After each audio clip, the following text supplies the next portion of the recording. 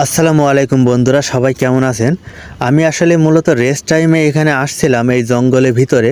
তো এখানে ভয়ানক কিছু আওয়াজ পেলাম, কিছু ভয়ানক পশু পাখির আওয়াজ পেলাম।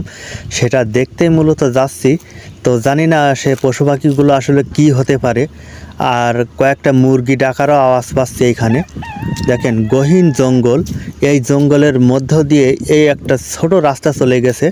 জানি না এই রাস্তা দিয়ে আসলে এখানে মানুষজন আসা যাওয়া করে কিনা, বা মানুষজন যদিও আসা যাওয়া করে তো এইখানে আসলে কি করতে আসে তারা সেটাই বুঝতে পারতেছি না। দেখেন চারিদিকে শুধু জঙ্গল আর জঙ্গল। আসলে অনেকটা ভয় লাগতেছে, একা একাই জঙ্গলের ভিতরে হাঁটতেছি।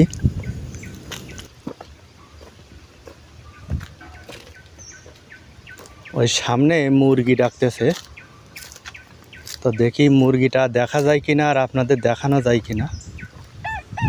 ওই যে দেখেন মুরগি ডাকতেছে, ওই যে দেখেন। আমার মনে হয় মুরগিগুলো খুব কাছাকাছি আছে। কি জঙ্গল দেখেন, এই জঙ্গলের ভিতরে জানি না কোথায় কি আছে।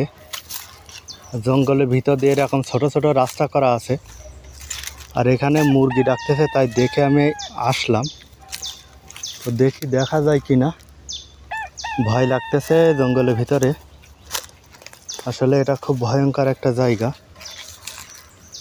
জানি না এই জঙ্গলের ভিতরে কোথায় কি আছে।